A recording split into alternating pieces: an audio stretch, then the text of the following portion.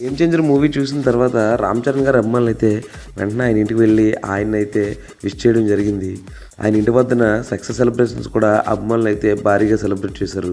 ఆయన ఇంటికి వచ్చిన ప్రతి అభిమానిని తిన్నారో లేదో కనుక్కొని ఆయనైతే వచ్చిన అభిమానులందరి కోసం భోజనం అయితే ఏర్పాటు చేయడం జరిగింది.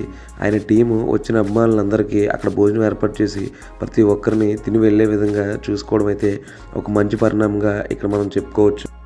ఇలా ఇంటికి వచ్చిన అభిమానుల కోసం ప్రభాస్ కానీ మహేష్ గారు కానీ ఇలా భోజనం ఏర్పాటు చేసిన సంగతి మనందరికీ తెలిసిందే.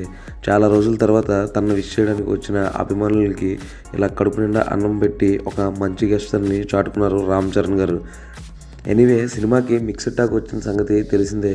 కొందరైతే నెగిటివ్ రివ్యూస్ చెప్తున్నారు, కొందరైతే పాజిటివ్ రివ్యూస్ చెప్తున్నారు.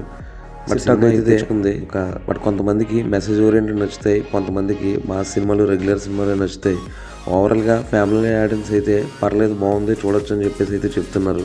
చూద్దాం మరి ఏ మేరకు నిలుచుంటుందో ఈ సినిమా అయితే.